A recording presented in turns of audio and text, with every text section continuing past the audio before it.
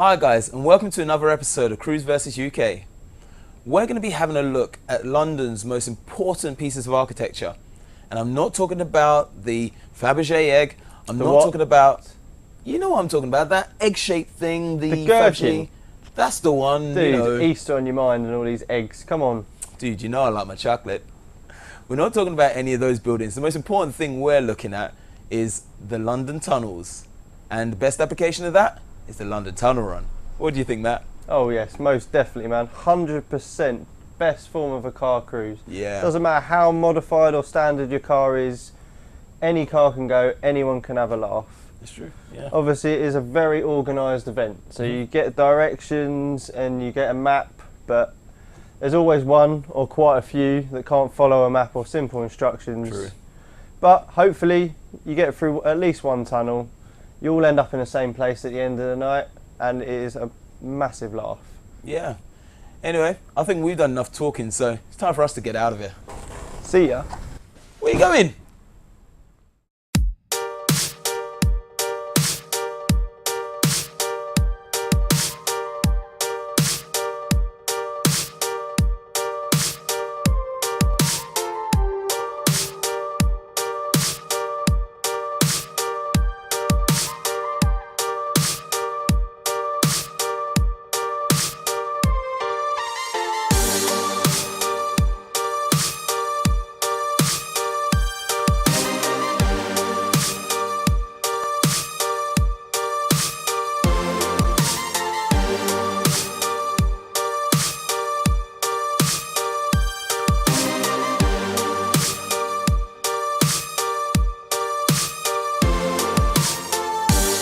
Most people would think that the only way to enjoy a modified car is by looking at them at shows or in a car park. They think that any moving activity in our world is illegal. Oh, the naivety. People, get on the website and you'll see what these events are all about. But for now, let us introduce you to one of the most fun activities in the industry.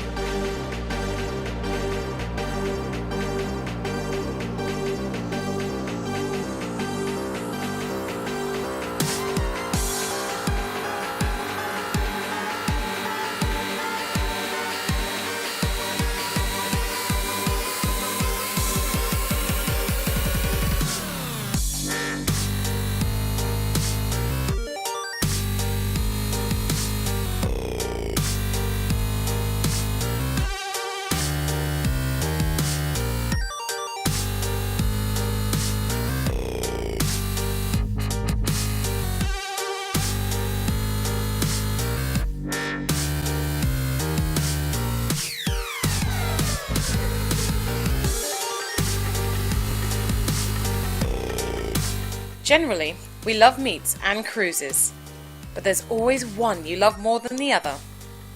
Which are you? Oh, sorry to those outside the scene. It's probably better if I first explain a car cruise. A cruise is a holy event where a group of people meet in one location and then, usually taking the scenic route, travel to another. It seems simple, but you need to understand that it's not really about the location, it's more about the journey. There are many different types of cruises and different reasons for them, but one of our favourites is the Miss Banzai London Tunnel Run. For people who might be a bit slow on the uptake, this is exactly what it says. Running through London tunnels with the car club Miss Banzai. But don't just take my word for it. Let's talk to the organiser, Lisa. Hi, my name's Lisa, or aka Bob Rabbit, and I'm from MissBanzai.com.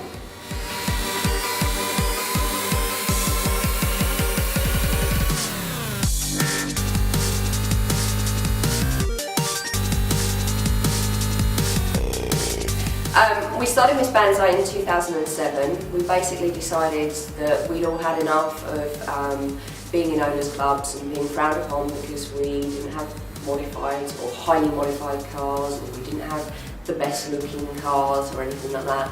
So we basically started Miss Banzai, and we basically have fun, we have a laugh. We've got a lot of like-minded people that are very into, you know, just, they love their Japanese cars, but aside from that, they like to have fun and hang out, and that's what we do a lot. And yes, we don't, you know, there's times we don't modify our cars, we've got standard cars, you know, as long as you've got a Japanese car, that's basically the criteria of joining Miss Banzai. You know, we'll go to shows, there's been times we've been to shows where we don't wash our cars even and things. I actually went to Sandapod and purposely made my car a little bit more dirty than what it was, and it ended up in a magazine feature, so hey, it's not all about having a clean car.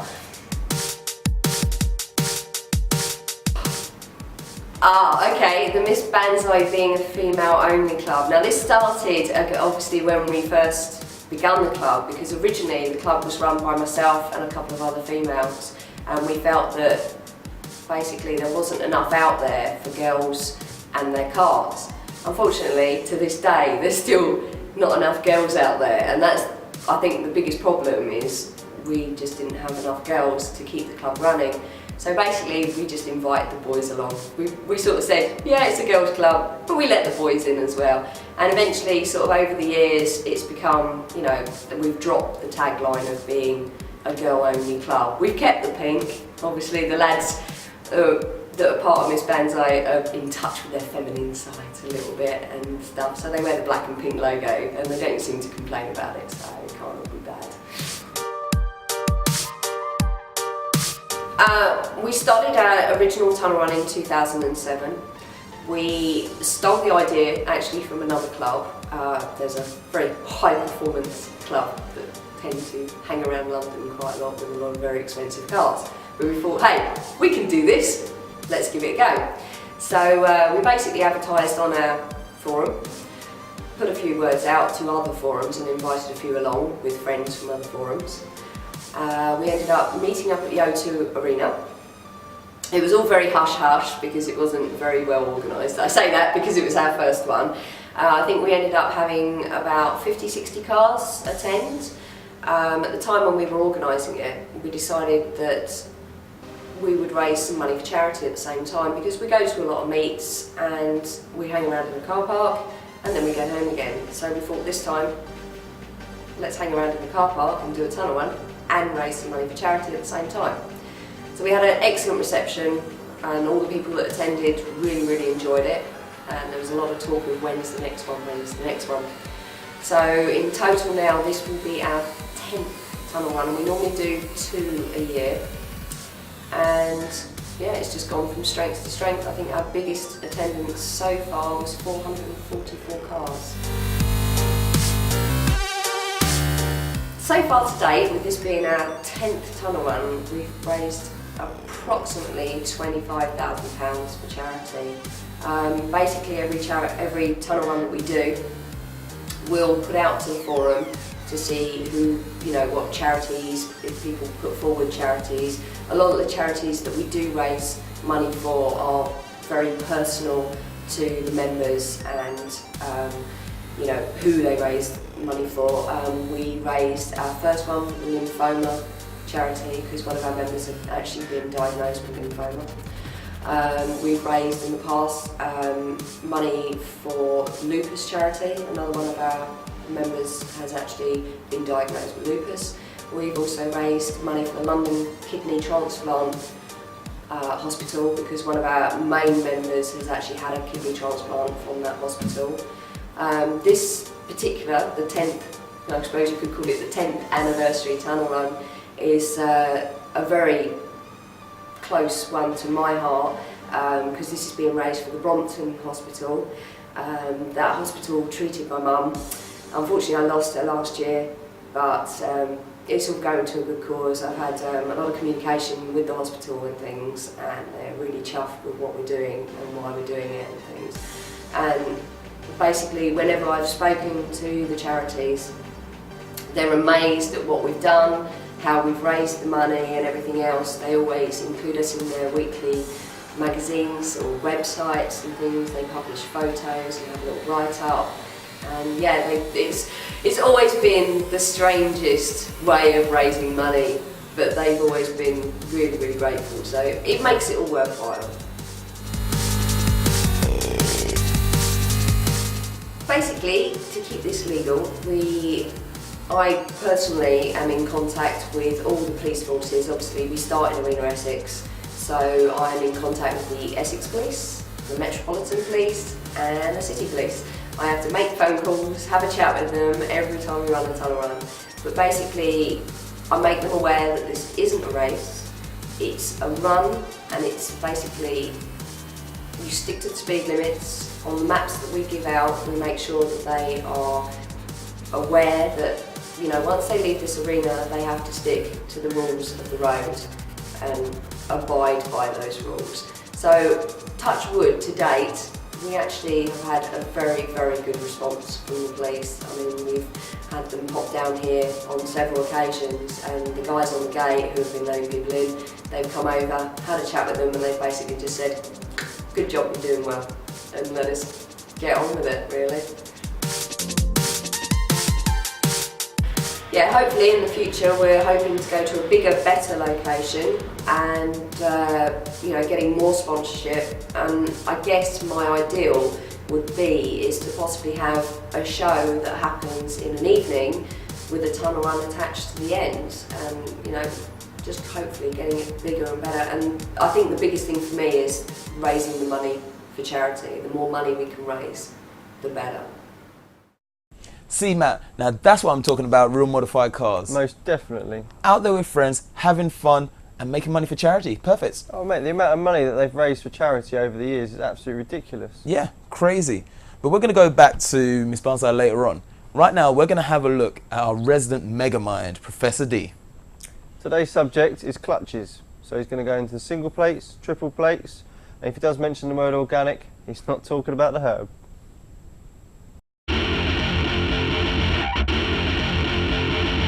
Professor D. Hi, today we're going to talk about clutches. The purpose of a clutch is to engage and disengage drive from your engine to the rest of the car, i.e. your drivetrain.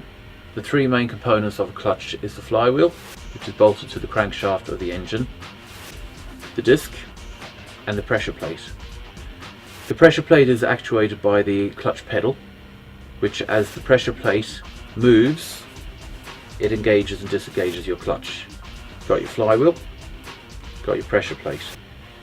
These grip the disc. When the clutch pedal is pushed down, it disengages. When the clutch pedal is released, it engages, which takes up drive to your drivetrain. With the clutch being such an essential part of everyday driving, and especially in city type driving where the clutch is used all the time, this can cause excessive wear to the clutch disc, which is basically when the clutch disc wears down thin. As it wears down thin, it loses grip between the flywheel, the pressure plate. This causes the clutch to slip. This becomes obvious when trying to pull away. You feel the engine rev and the car doesn't accelerate. This is clutch slip.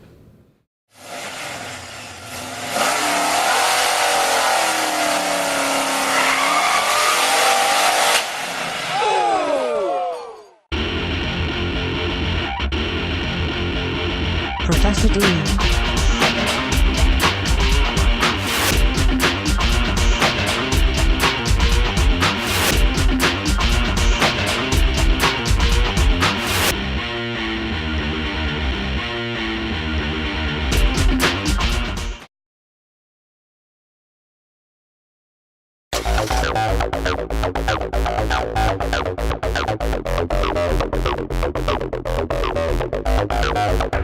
60-second rundown.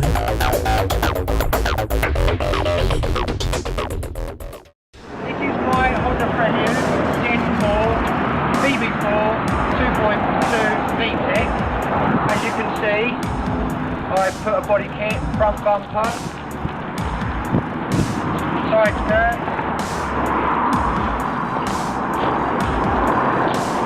and modified rear bumper. I've inserted my fog light into the bumper, because obviously it's an import and I need a fog light. The rear lid is off of a Vauxhall Astra.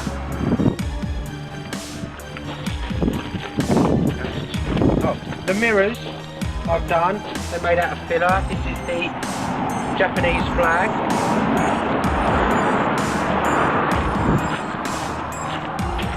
And this is a Japanese yin yang, and what I used to do was DJ, so I put some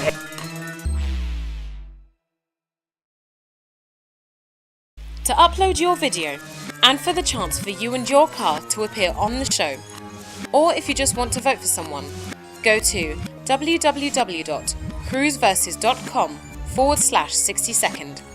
That's www.crewsverses.com/60second. As much as we don't want to admit it, after hours and hours of watching it over and over again, we've managed to find one fact from the Fast and the Furious movie that actually relates to tonight's technical topic. Dude, I almost had you. You almost had me? You never had me. You never had your car. Granny shifting, not double clutching like you should.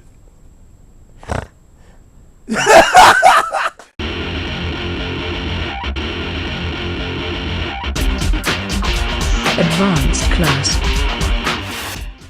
In nearly all of production cars with a manual transmission, the clutch disc material is of fibre based.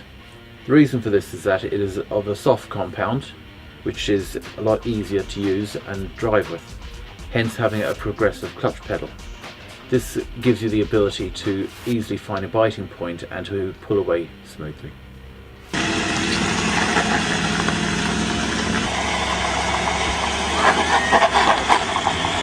In the performance industry, there is a number of clutch components that we change. First of all is the flywheel, where we will put a lighter weight flywheel on because it will help the engine rev and be more responsive. The fibre disc basically won't take the abuse that we give it, which is the high horsepower, and the resultant high horsepower, if it causes clutch slip, will overheat the fibre disc. Hence, use a metallic clutch disc. With the metallic clutch disc, it has a lot higher heat range, which does give a shorter, snappier pedal, but that's what we want because we need it to bite.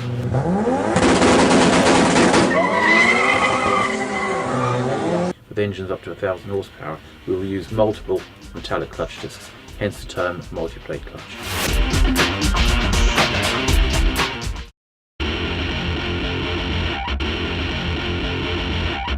Professor D.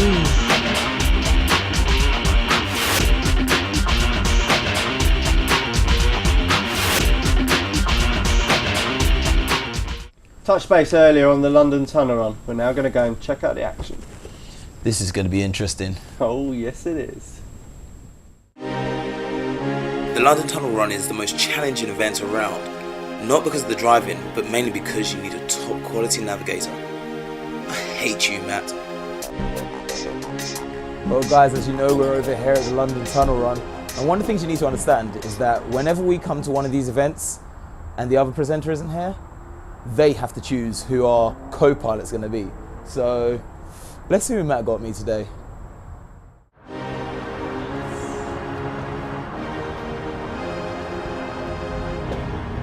Hey. Nice to meet you. My name is Anya. Anya, so have you done the tunnel run before? No, this is my first time in UK. Okay, but do you know London at all? Not so much.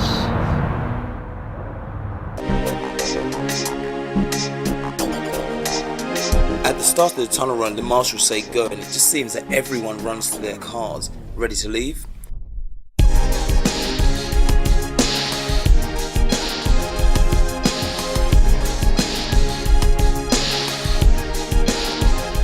To keep all the madness under control, the marshals have to let us out in small groups. Typically, it's just to make sure we don't block up all the roads, and as always, Miss Bunzai likes to be very safety conscious.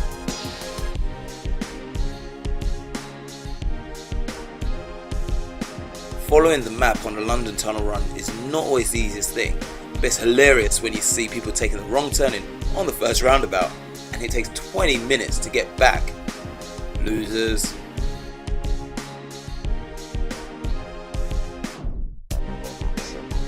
We all love London, but the one problem whenever you do anything in London is always traffic, traffic, and more traffic. Boo! Anya, we're stuck in traffic now. You sure we're going the right way? Yes, but we should turn left because there is the London Eye. How can we cross on the river? I think there's a bridge. Really? somewhere. And how can we go to the bridge? Because it's strange for me. Finally, after getting out of traffic, we got to the first checkpoint. With a wonderful view of the London Eye, this was the perfect opportunity for a photo shoot. Every single passerby had to say this was one of the highlights of their night. Although it was a great place for photos, some of the speed humps there were quite high, and I saw many cars catch their front lips, and even some cars nearly rip off their exhausts. So guys, be careful.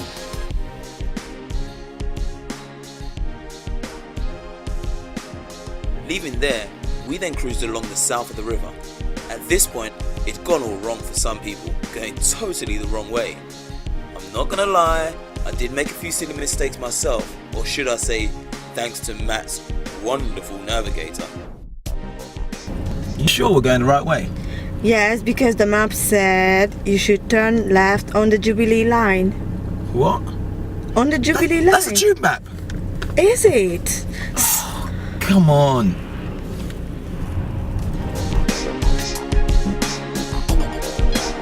As we approached the first tunnel, I saw almost every single Japanese car in front of me drop down a gear. And then I heard that BEA beautiful exhaust note.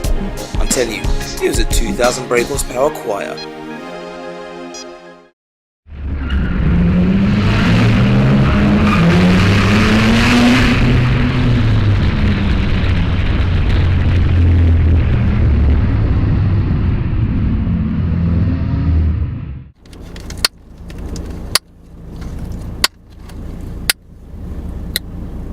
It's quite annoying, you know. Can you just stop the popping, please? Oh, yeah, sorry.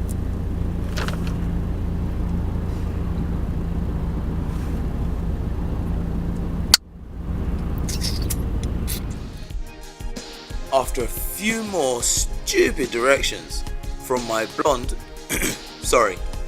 bleach blonde navigator, thanks Matt, we finally got to the number one tunnel of the trip. West Ferry, baby! Okay, here's the easiest way to explain the West Ferry Tunnel. It's an underground roundabout. But don't let me tell you about it. Have a look.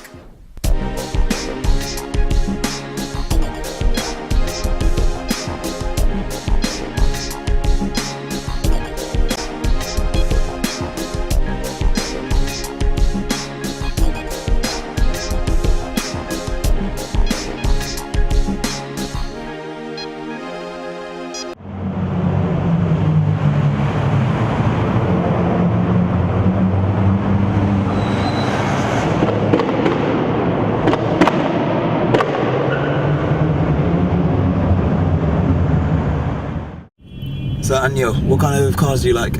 I really like Japanese cars. Okay, cool. So what's your favourite car? BMW. Okay. Even a policeman came by to enjoy the action. And yes, I truly mean enjoy the action. They drove around twice with massive smiles on their faces, and even slowed down a couple of times to check out the nicer cars. It was sad to leave West Ferry, but it was getting late and I was knackered.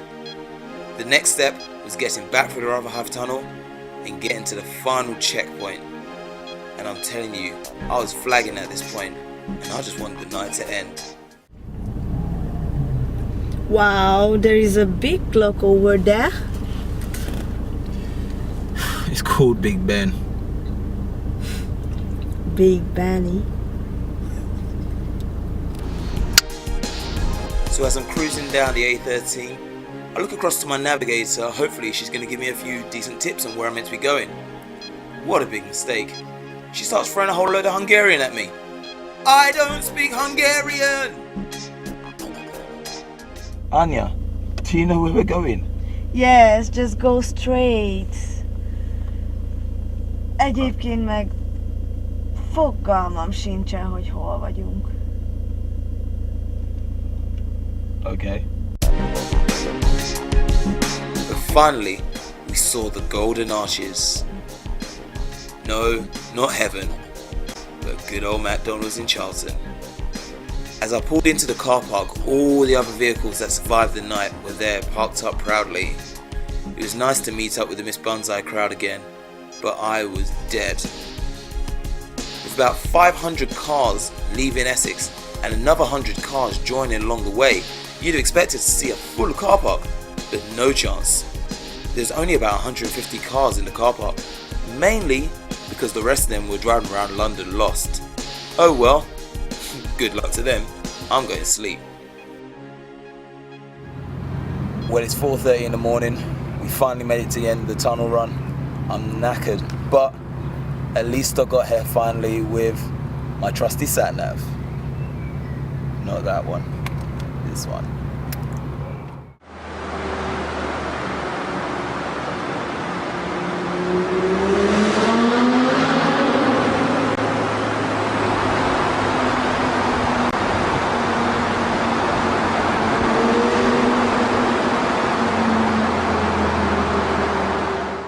Dude, I can't believe you gave me her as a navigator.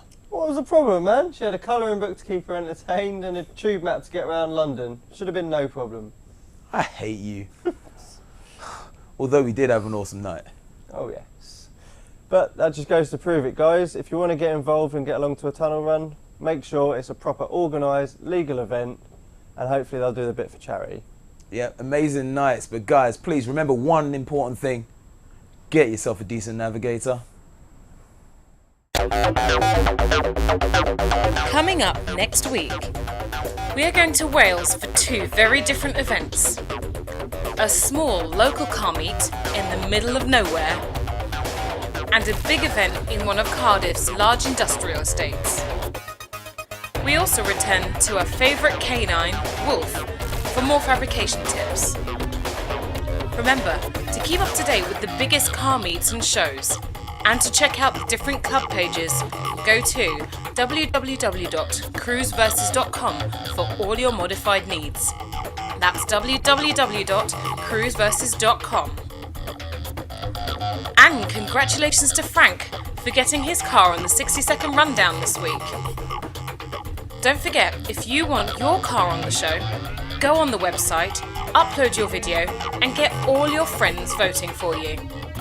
See you next week.